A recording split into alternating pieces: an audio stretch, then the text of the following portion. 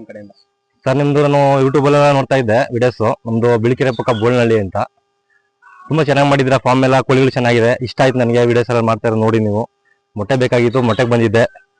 100 ಮೊಟ್ಟೆ ಕೊಟ್ಟಿದ್ದಾರೆ ನನಗೆ, ತುಂಬಾ ಖುಷಿ ಆಯ್ತು. ನಿಮ್ ಫಾರ್ಮು ಚೆನ್ನಾಗಿದೆ, ಎಲ್ಲ ನೋಡಿದ್ದೀನಿ, ಕೋಳಿಗಳು ಚೆನ್ನಾಗಿದೆ.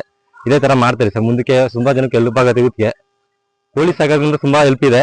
ಅವ್ರಿಗೊಂದು ಸೈಡ್ ಬಿಸ್ನೆಸ್ ಆಗುತ್ತೆ. ನೀವು ಕೂಡ ಕೋಳಿ ನಮ್ದು ಸಾಕಿದೀವಿ. ನಮ್ದೊಂದು 80 ಕೋಳಿ ಇದೆ. ಅದೇ ನಮ್ದು ಸ್ವಲ್ಪ ಕ್ರಾಕ್ಸ್ ಎಲ್ಲ ಇದಾಗ್ಬಿಟ್ಟಿತ್ತು ಕೋಳಿಗಳು, ಮೈಸೂರು ನಾಟಿ ಮಿಕ್ಸ್ ಆಗಿತ್ತು.